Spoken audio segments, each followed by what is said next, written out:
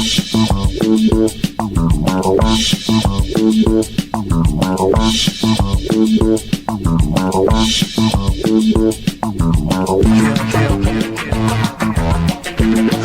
welcome to Inside the Moms Club, where being a mom is the coolest place to be. Here in the Moms Club, we believe that what embarrasses you now will make a great story later. And let's face it, you don't laugh sometimes, you're gonna cry. Join us in having a good laugh together. I'm Monica Samuels. You are now inside the Moms Club, your private destination for all things mom. Hi, moms. Welcome to Inside the Moms Club. I'm your host, Monica Samuels, and I'm here with my co-host, Julie Orchid. Hello, Julie. Good to be here. It is great to be here. We're back here in Los Angeles. Yeah. Recording the show here. I know. We've been doing live shows, but now we're it's a delight to come here. But I'm real excited about today's show because I have been living this for the past 6 months. And I really am excited to hear great advice and all the questions that, our Zoomer moms will ask. Well, so our listeners know what we're talking about. So you've put your parents... That always sounds bad. I don't think that's... I didn't put my parents anywhere. Right. My parents chose to move to independent living, which I think is a great thing. But it's comical, too, because honestly, I have 2 grown children, 17 and 21, and I am running a little bit of... there's a little back step, I think, in life where sometimes I'm running a little bit of a toddlers all over again. And I don't mean that in a disrespectful way, but we're learning new things and we're going back to basics and learning how to do a new way of life. And it's comical at best. I mean, I love my parents. I spend a lot of time with them. So I want the best for them. And I want to know how to do it as an adult child of helping my parents the best way I know how. But we still have comical things. Well, I know. Like today you called your mother and you then showed us a picture of the inside of her ear because... Listen, the woman is not going to get FaceTime anytime soon. It's comical at best. I call her on FaceTime almost every day and I'm like, Mom, I'm looking at the inside of your ear again. She's like, oh, and then it's half the face. So we're still doing lessons on the iPhone, and it's comical. Then it took you a while to teach her how to hang up the phone. Which, like you said, she doesn't usually do it. So then you get to hear her talk about you with your father 100%. Behind your back, sort of. This is when they don't turn off the phone. When they don't know how to use it. And then they say things about me, and you're like, I can hear you. I can hear you. Yeah. So it's really, moving my mom there was the most challenging. She loves the part of not taking care of a house. She loves the part of people cooking for her. But quite honestly, getting your mom to make new friends or like other people has been the challenge for sure. I think it is. Well, so my mom, she lives between the three daughters. Right. Because when my dad died, she said she didn't want to live in the big house. So we sold the house. And then when she started living with us, she's telling everyone she's homeless.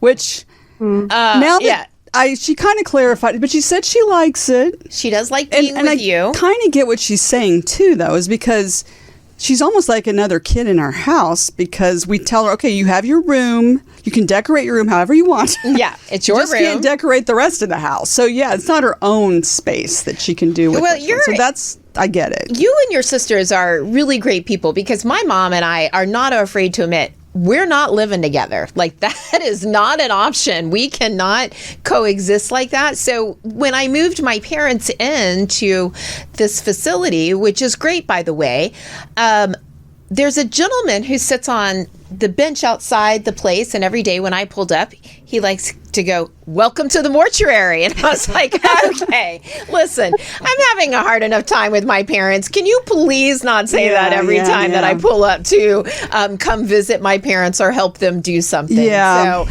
I mean. Well, yeah, my grandfather, when he was living in Florida, said it was God's waiting room. So he was, no. I mean, the jokes are endless. Yeah. Kind of a little dark humor about everything. But I hope someone can give us some expertise on how to handle this. Someone can. We are very excited today to have with us an expert on senior topics, and she's dedicated herself to educating both parents and children on how to prepare for how to navigate senior and retirement living. Mm-hmm. Please welcome Martha Bonilla. Martha, welcome to the Moms Club. Hey, Thank Martha. you. Thank you for having me. Yes, thank you for joining us. I mean, there's so many things we can talk about. Like there's so many issues with this, and we call ourselves the sandwich generation because, as Julie said, she counted her 17-year-old as being grown up already, but not quite. Not quite. And Yeah. so she's still, as a teenager, and then she has her parents, and I know what that's like. And then there's other issues like where do your parents live? Either if they're still both alive, or my father passed away, but in his case, for example, let's start there. Some people don't want to deal about with end of life issues like what's the last quarter of your life going to look like, and then what happens when you pass away. And so in my dad's case, he was never going to die. In fact, he told us that if we had to keep him alive with a bicycle pump, we were supposed to do that. And he even I remember one time a funeral home called him and asked him, gave them all their options. And finally they said, well, are you interested in any of this, Mr. Leiter? And he said, no, you haven't talked about the one I'm really interested in. And he said, well, what is it? He said, taxidermy. So my dad was always joking and, just not, and that's the way it was until he died. And then we had to deal with all of that. And with no planning, what happens to my mother? Where does she live? What do we do? The funeral, everything. And so it wasn't planned at all. So there, like I said, there's so many issues related to this. So let's start with the first. Your parent is aging. They're not in a place where they're not able to take care of themselves, but that, they're probably better not living alone in their home. How do you approach that as the child? If they're like my dad and they're not willing to accept they're not 20 anymore, or I think the conversation has to start way back. People who come into my office are either planners or procrastinators, and the person that has planned is one that has come early in their parents' journey. Maybe they're researching, maybe they're doing their homework, so to speak, but learning about all the senior living options out in the community where they reside. The hard thing for adult children is have planned for their weddings, planned for their children to go off to college, planned for early retirement. But have your parents planned for their retirement or their next chapter in their life? And so the adult child is sometimes caught in the middle. And that's what we call a sandwich generation. But I think you've got to do your research. I think you've got to do your homework in finding the right community, whether it be having home health come into the house or actually looking at a senior retirement community. So at a place, so for example, what if they want to stay at home? And you're talking about home health, and that can be, there's issues with Medicare coverage, like who will pay for it. On all of this, there's issues of who'll pay for it. So the payment plan is some of our seniors do have long-term care insurance. Sometimes those plans actually cover home health care in the home. And I want to give you some actually tips on what you need to be looking for. But if you are looking to keep your parent in the home, that's great. If they're safe, that's great. But there will come a time, because the last 5 years is going to look a lot different than the next 5 years.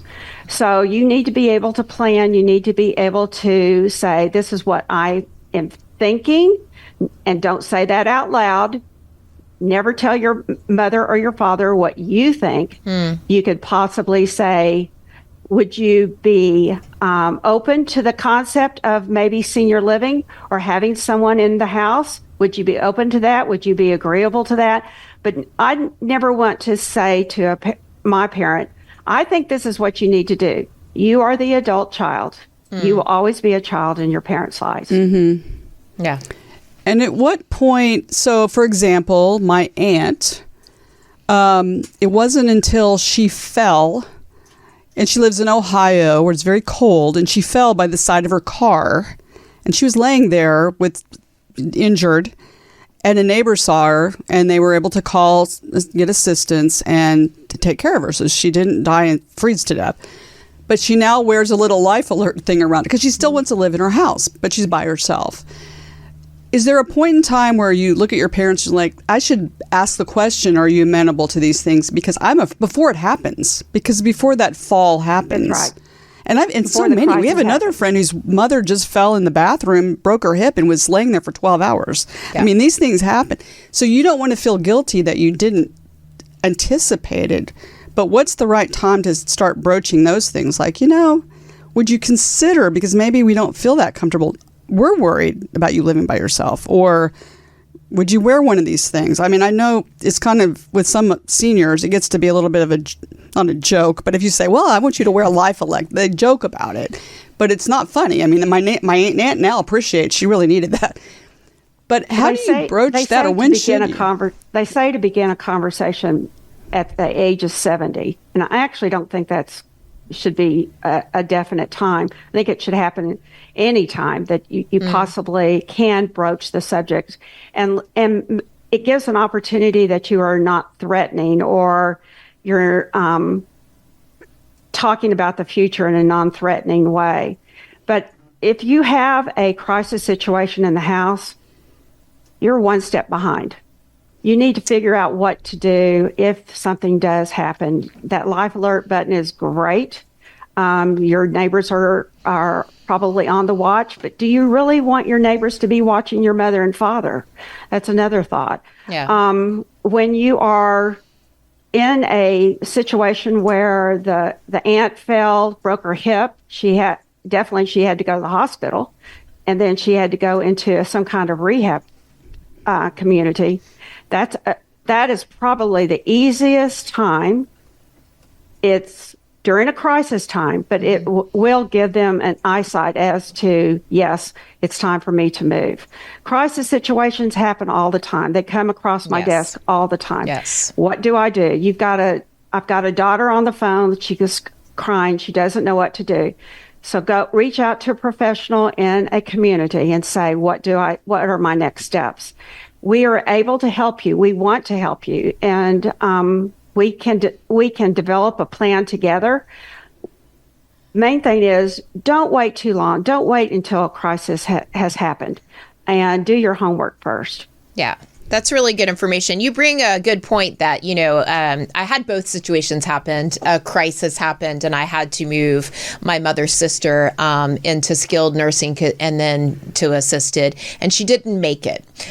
She passed away a couple months ago. So there's this fallout of dealing with the pressure of an emergency. And as a retired ER nurse, I saw this all the time with broken hips and, people having to make adjustments rather quickly, which can be jarring to the family and especially to your loved one.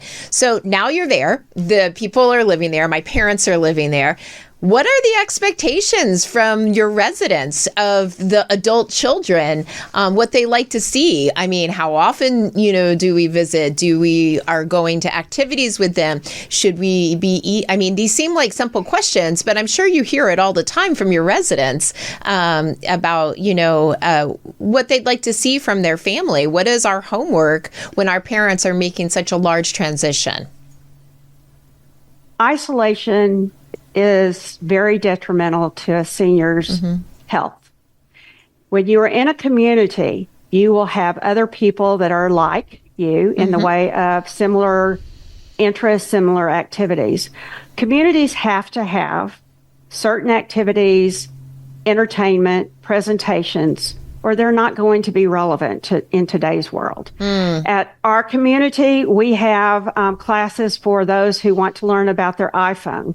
And I heard you all talking about, the phone that can't be turned on or doesn't know how to be disconnected. We have those classes. Yeah. We have the classes for people that are wanting to learn Spanish.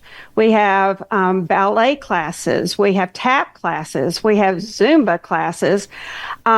But you want an active lifestyle, and in your search, always on your community webpage, wherever you are looking, they will have activities that they are involved in with their residents. Residents also sometimes don't understand that, yes, you can still go off campus and go to the symphony or go to your church of choice outside of the community. And generally, the community does have transportation to those events.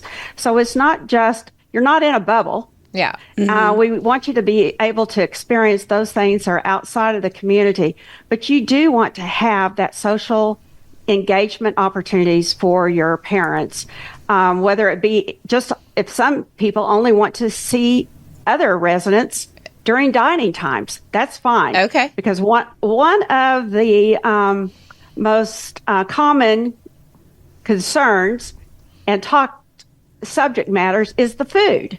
And they all can gripe, and they all can say, yes, the green beans, they looked yellow today. And that gives them a commonality, and that gives them the interaction with other people. So social isolation, we do not want to do that. We went through that COVID time. Yes. A community setting is so wonderful for a senior who really chooses to. So do you recommend showing up and maybe getting that going with your parents, or is that something that's not frowned upon by honestly, No. My mom will tell you, Julie, the biggest thing is what if I want to stay in my pajamas all day and I don't like having to get ready and put makeup on? Yeah. And she'll crack the door about this much if you knock on her door. I was like, Mom, it's me. Let me in. You know what I mean? And so I feel like I need to draw her out a little bit because that could happen, but I don't want to look like I'm holding my mom's hand walking around. I want to give them their I don't want that either. We love to have ambassadors at our community, other residents that will knock on your mother's door and say, Shirley, let's go down to Bunko. Yeah. Let's go down to play dominoes. So we try to interact, and you can get that started in whatever community that you are looking at in the way of pursuing. And they're not going to tell my mother that I set that up, are they? No. I'm just kidding. But generally, a community that is vibrant, relevant in today's world is going to have that interaction, that activity that your mother might enjoy. Okay. She just has to walk out the door. I got you. Walk out the door. My dad always used to say that the magic of turning 80 is that you can suddenly say anything that comes to your mind without any reservation, and what are they going to do about it? And so my mother and father, had to go to an independent living place at one point because their house, there had been some problems and they had to leave their house. So they went to independent living for a short period of time. My mother did not like it because she said that was the cliquiest group of people I've ever met. I go to the dining hall, but she said they don't hesitate to tell you can't sit there, or you're not don't sit at our table. Or like they were like elementary school kids, but with a big no filter whatsoever. And so she didn't like it. So do you ever have to rein in some residents or try to referee this stuff? There are mean girls, some of them. Yeah, I don't think it changes whether you're 96 or 5. I agree. There are, but you've seen it all. I have seen it all, but I do think you've got to get your parents to buy into the situation of a senior living. Earlier, someone said that I think you need to go look at other communities. You need to do your homework as the adult child without your mother and father. Mm-hmm. Go and do your homework. Go and walk on the campus. Go at different times. Make an appointment. We'd like you to make an appointment. But go at different times, and then narrow it down to 2 or 3 communities, and then take your mother and father. Ask for a meal, because at mealtime you will see either yes, I will fit in, or no, I will not. Okay. But I do think you as the adult child has to actually walk the first steps by yourself. Okay. That's a really good advice. But I have kind of a funny question because I was obsessed with it. I'm sorry. Do you guys have watch parties for the Golden Bachelor? I mean, were people obsessed with this? I think because I'm aging and I'm single, Julie was I was obsessed. obsessed Do you want to with. hear a funny story? Of course I do. I was like, are they watching it? Like the younger Did people? you? I don't know if you know this, but I did. I applied for the Golden Bachelor. You are kidding me. Oh, wow. That good for you. Yeah. No, and I will tell you, when I applied, I had to have a young person help me do the application. And but then that day, I went up to my residence at a happy hour and said, "Guess what I did?" And to this day, they keep saying, "That guy, he should have chosen you. That's he should right. have chosen you." But yes, they get together, and something like that gives them that common sense of belonging with each other. Oh, They yeah. have such great spirits. It's lots of fun. It's lots Good. of fun to watch. Talk about, of course, I'm in Texas, and the Cowboys are a big deal. So yeah. football Oh, yeah. season, we get together, we watch the Cowboys games, and we always dress in, the blue and silver. Yeah. So, yes. Monica, we found your place. I know. Where is that? Lots Because, and lots. I'm a Cowboys fan, Mavericks fan, Rangers fan. Oh, yeah. Yeah. I'm going to write that got it down. all. I'm going to tell my kids. This is where I want to go. My husband and I are planners. Like my husband actually is a planner for this because one day my kids walked over to our copy machine and they pulled these sheets off and it was my husband had written out his entire funeral service that he planned with a lot of crying mixed in there and a lot of great speeches. Now, one of the people that he chose, he no longer talks to, so I don't Yeah, think that's that's gotta happening. change, yeah. But yes, I like to plan. So yeah, I want to get the name of this. One last thing, and then before we get to our Zoomers, the cost of some of these things, like these independent living places are, I mean, I've heard that in some cases you have to put $1 million in and then you pay monthly and they give you some of it back Yeah, later. some of or it's outrageous. Something's unaffordable. Or maybe it's not. I don't know. What's the range or how do people afford this? Well, back to some basics. I think you also should look at whether the community that you're looking at, dangling preposition, is either a nonprofit or a profit community. Ah. That also will give you some insight as to where they actually have their revenue. Does it go to a group of investors or does it stay on the campus or in the community itself? Long-term care is something that most, not all, but most seniors do have something, and it's called long-term care. It's a monthly payment that they have made or a yearly payment to a company such as John Hancock, Transamerica. Genworth is one that a lot of companies, a lot of seniors have. That will pay for a licensed community, not independent living. Independent living is generally a private pay situation. And yes, there are entrance fees in some communities. They can range up to $1 million. And it's dependent upon the size of the apartment, the kind of an apartment and such, and the way that their community is based on. When you're in a licensed community, such as assisted living, memory support, skilled nursing, short-term rehab, long-term care, you are in a licensed building and long-term care insurance will pay for that. If you do not have long-term care insurance, it is a private pay and you will be using your assets, your retirement funds and such. Medicare does not pay for residency. They sure anywhere. don't. Yeah. I've been through this the past few months. I mean, That's right. Medicare will pay for short-term rehab, short-term rehabilitation, such as your mom had a fall. She went to the hospital. She now needs to go to a short-term rehab hospital, and Medicare will pick that up to 20 days. Medicare does not pay for a residency, does not pay for bricks and mortar. no, they do not. Medicaid will pay sometimes, but you do have to qualify. You have to have slight assets, very slight funds. I think it's like $29,000 a year that's your annual income. And all that information can be found on Medicare.gov. as well as the Medicaid information. I mean, it's such a fun process. I feel like my face is on the wall at Medicare and they're throwing darts at it because I've called them so many times this spring. And it's I've learned a lot. I've learned a lot about the system. So, I mean, I'm excited to learn more from you today. It's been enlightening. Well, now you teach classes I heard you teach some classes for people like us who are in with homework on getting your parents ready. Is that true? I do. Well, I don't actually teach, but I do try to explain. I try to school you, and I'll tell the adult children sometimes, I will throttle you if you don't do what I say. Adult children need to have conversations with their parents or parent about their finances.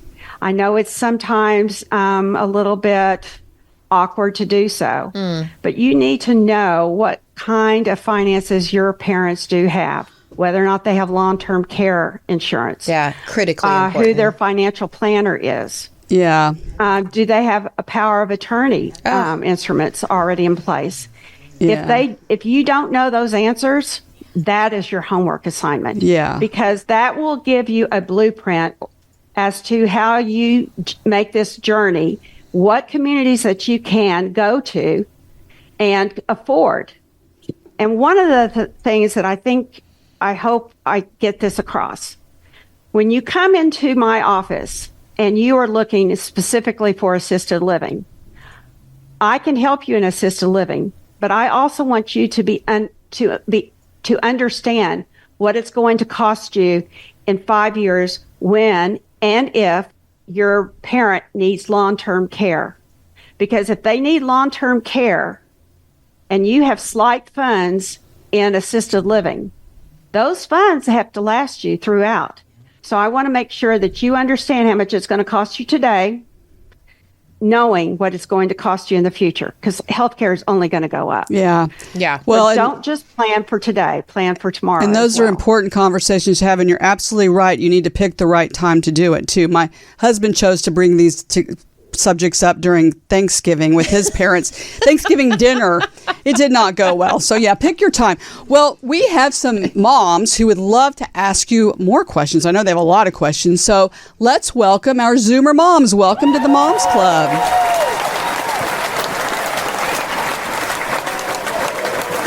Okay, moms, I'm going to introduce each one of you and just tell us a little bit about yourself and then ask Martha a question. Let's start with Jennifer. Welcome to the Moms Club. Hi. Hi, Jennifer. It's so nice to meet you. It was so nice to meet you. And it was so nice to listen to everything you had to say and see your beautiful facility and just the way you light up when you talk about it. Yeah. My great grandparents they were managers of a assisted living place. And I would go there as like a really young child. It was one of my favorite places to go because I just loved all the people there. You know, they had piano and all of that. Mm-hmm. So you've answered almost all of my questions, I think. I do have a friend, but this is a serious thing. I do have my best friend who is taking care of her father, who's I think he's 88, and he has Parkinson's, and he's losing his memory. And she's been taking care of him. And, you know, she works from home as much as she can and has him go to daycare. But it's getting to the point, I think, where he's where it's become overwhelming for her. And she's really resistant to, you know, making that transition. And how do I talk to her? Or how do you bring them to? Well, there are programs in communities called respite programs where your friend can let her father move into an assisted living environment or the appropriate placement for a short term. That gives them a trial situation as to whether or not assisted living or wherever it might be is appropriate for him. He'll get all the services and the meals, the transportation, the assistance, help in showering and such. Also gives her a time of reflection for herself. It's a respite for her as well.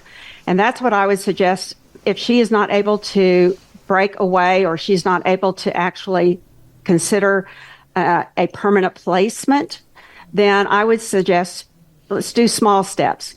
Come to a respite. And honestly, Parkinson's, it is a great opportunity in most communities for that person who has Parkinson's to experience the exercise classes that generally they have every day, to experience the voice, speech exercises that they have, water exercises. I'm a big supporter of Parkinson's rights. I would love to talk to your friend, but there are those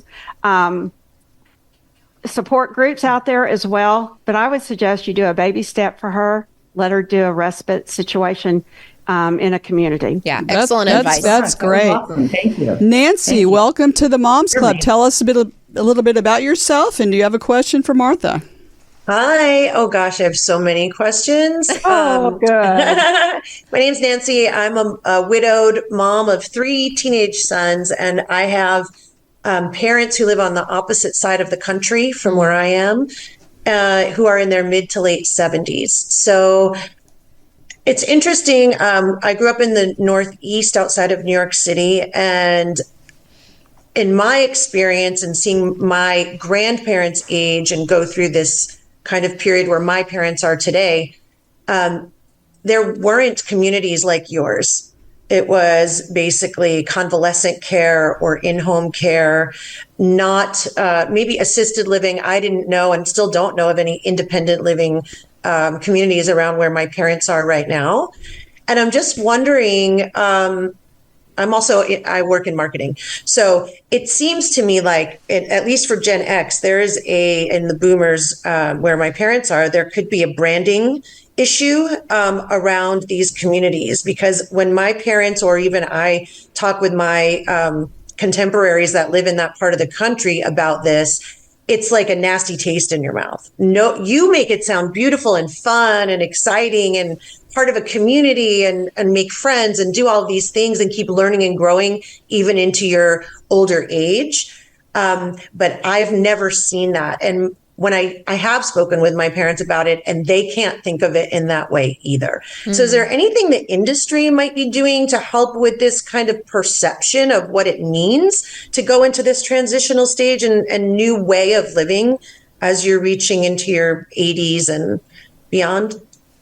There is a group, a state group in every, it's called Area Agency of the Aged, and they are geriatric care managers, and they will help facilitate a conversation between you and communities.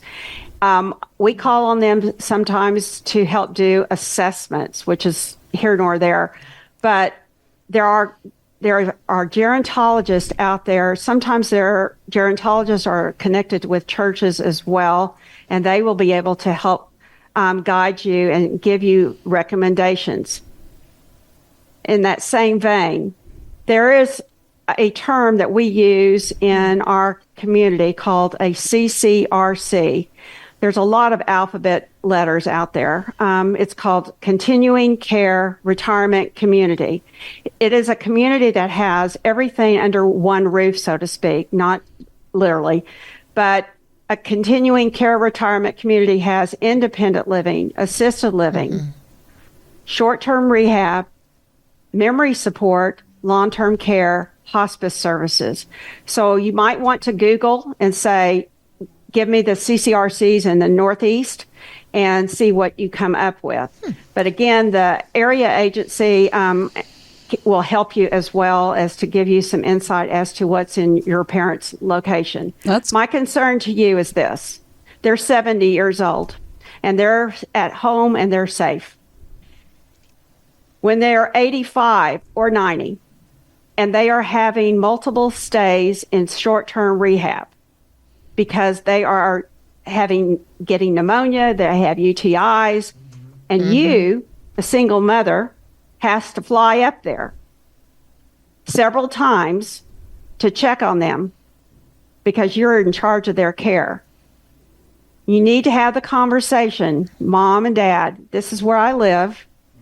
Would you be opposed? What would you think? Would you be agreeable to moving to where I am so I can have a better handle on your health care.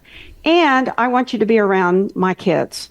So not just right now, this is what you're looking for. Think about what's going to happen in the future. A good plan. That's good. That's good Thank advice.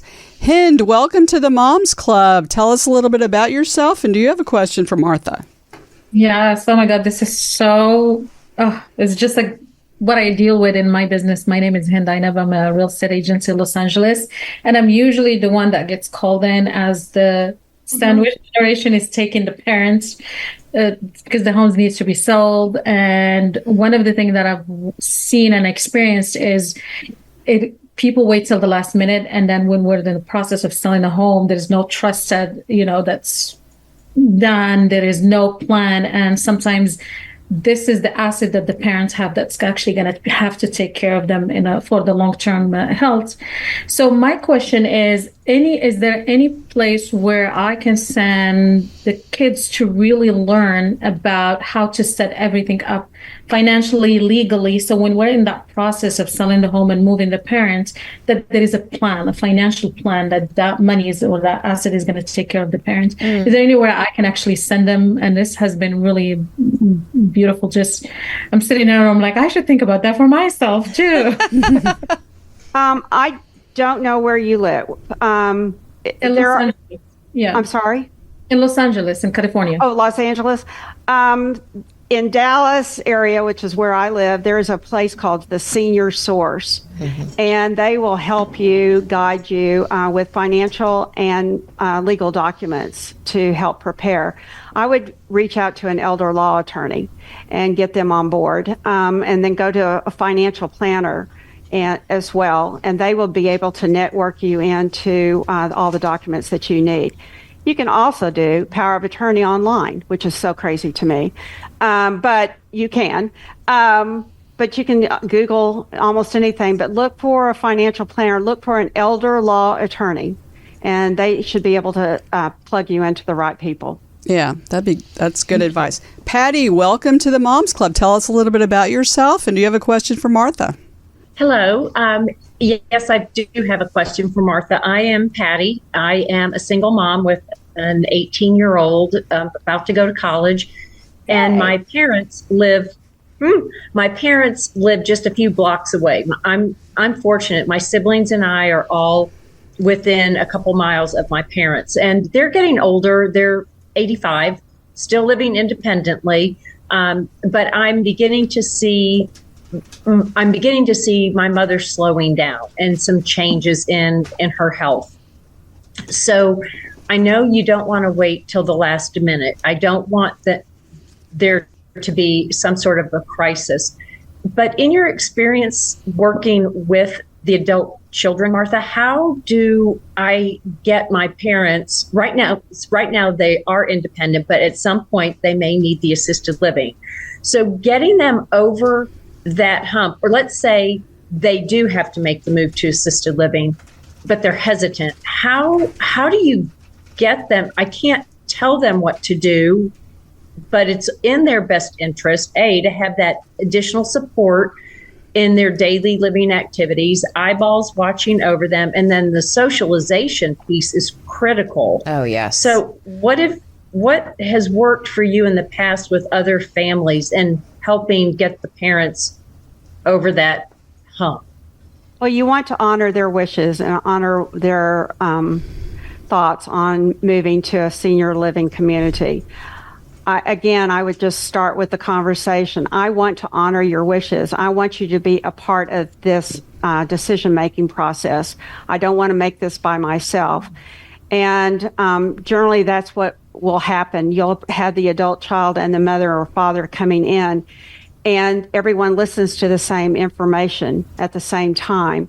And adult children come at it a different way. They are worried about care and assistance of their families. When the adult or the senior comes in, they're worried about their stuff, their cats, their Hummels that are sitting in the bookshelves, and they're worried about, I have so many now. this is where I made all my memories. So you've got to bridge that gap. So you've got to honor their wishes. You need to go through and think about, let's talk about new memories that can be made. And also, I think it's a hard time for them. And you have to be cognizant of that fact. It's easy for us because we kind of throw things around and we move on to the next thing, but they don't. They ponder and ponder and ponder. And it may take a few times for the parent to say, you know what, you are right. But let them make their own decision if you could possibly can, without a crisis situation. But honor their wishes. Take it slow. They move on a different pace than you do. Yeah, that's. I like the idea good. of new memories. I think that is key, that if you position it that way, that's really important. And I didn't mean to laugh, but I have more Hummels than I know what to do with in the past 6 months. That I mean, honestly, like from my mother's sister to my mother, I was like, what in the world is happening in my office? I dread what my poor children are going to have to go. I can't even talk They about don't even that, want to think about all the things that I've collected over the many years. And when my father died, it was very traumatic. This is your chance. Get rid of those things. Yeah. Well, when my father died, it was very traumatic for my mother because suddenly she had to she wanted to sell her house. And so she went in an estate sale and she had to watch all her stuff leave. And she'd already lost her husband. So, yeah, you want to hopefully deal with that before that comes to that point. Emily, welcome to the Moms Club. Do you have introduce yourself, please? And do you have a question for Martha? Hello, thank you. Yes, I'm Emily. I am a mom of 2 fun kiddos. I have elementary and middle school age right now, which makes for a lot of those it'll be a great story later moments. Right. Similar to what the previous mom mentioned is that I'm blessed to have, parents and in-laws nearby.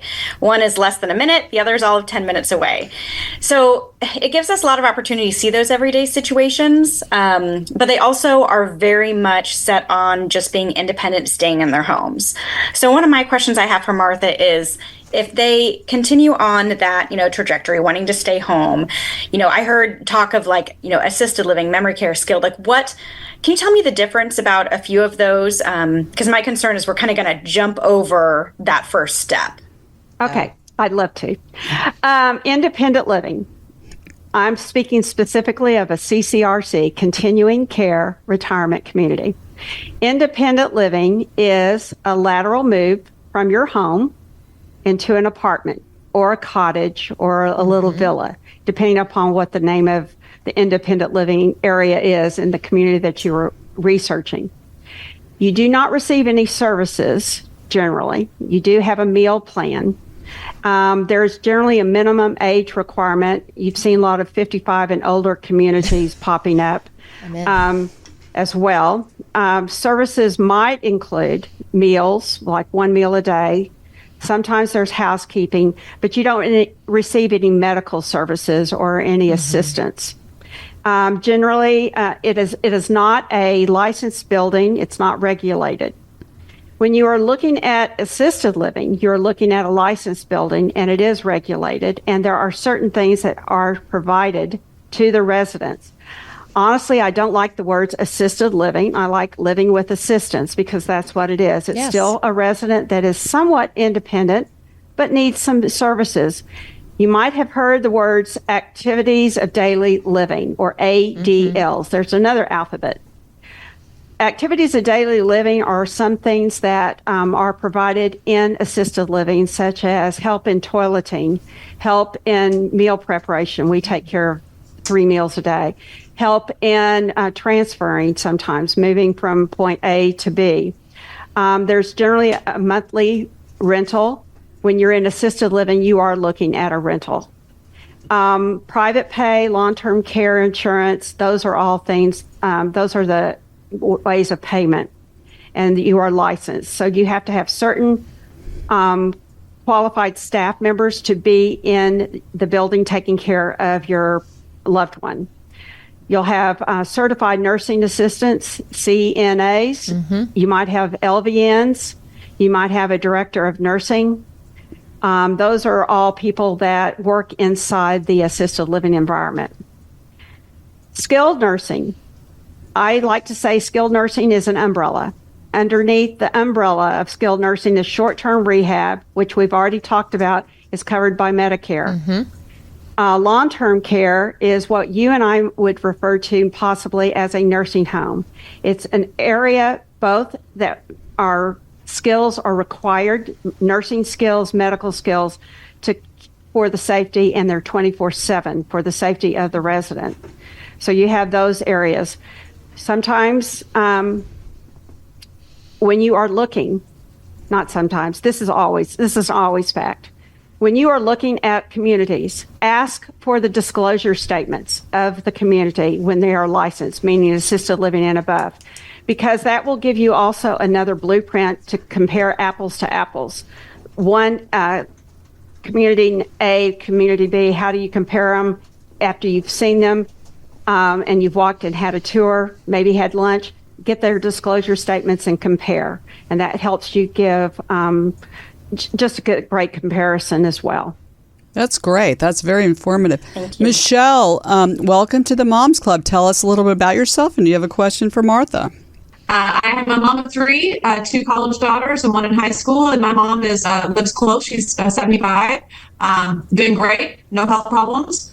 But I watched my grandparents and my great-grandparents go through the whole formerly known as nursing home situation, and it wasn't really very pretty. And so I think this upcoming generation, of the boomer generations, really kind of changed the landscape of this. Could you talk to me about how senior living and retirement looks so different than it did 20, 30 years ago? Well, today there are 65-year-old people having a birthday. So every day they say 10,000 people, 65 and older, are having a birthday. Senior living is going to be completely different when I am looking at 80. Not quite there yet. But I think we are in a time where we are looking at wellness, the whole wellness of the whole body, mind, spirit in senior living. It's not just taking care of a person needing a shower. It's taking care of their mind, taking care of their spirit, having more reflection. My generation is going to require more IT help or IT wants and desires. Communities should have an IT department on site, but we are going to be wanting more and more and more. I think we are, but I know we are. I think we are looking at more of a health-based, wellness-based, not so much a service-based, which is still important, but I think we want to encompass body, mind, and spirit. Beautiful. That is great. Years. Well, Martha, this has been so informative for everyone, and not only for our own parents, but just to plan ahead for ourselves. I mean, you answered my question. So we don't burden our children with a lot of... How old do you have to be? Well, I'm definitely coming to your retirement. I mean, now that I know that you're all cowboy, I mean, hey, go Cowboys.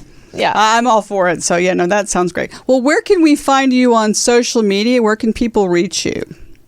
I work in a community, a CCRC, get that? CCRC, in East Dallas called CC Young.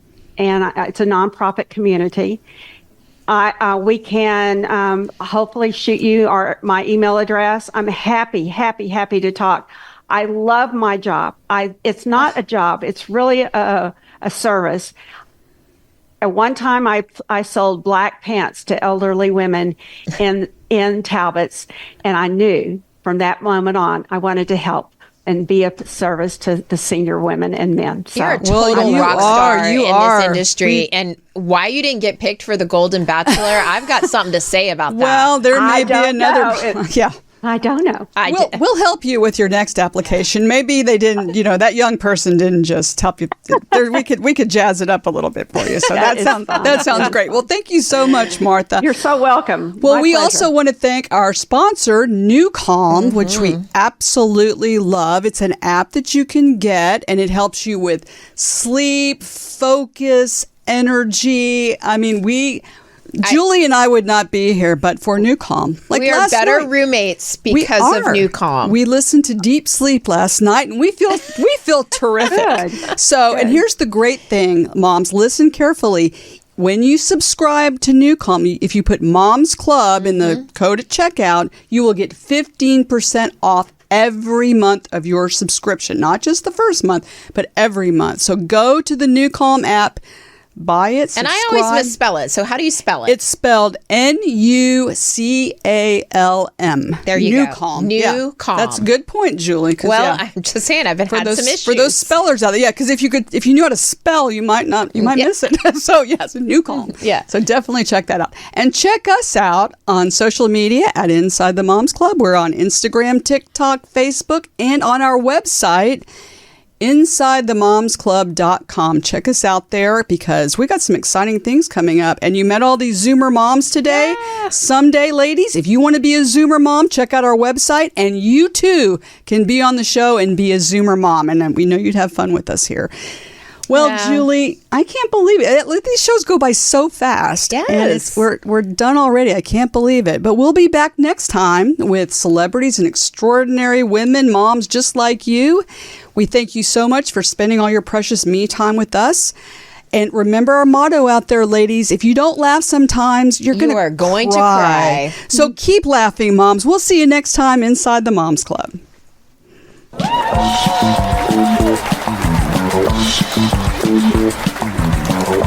Thank you, Thanks, ladies. Zoomer moms. You were great.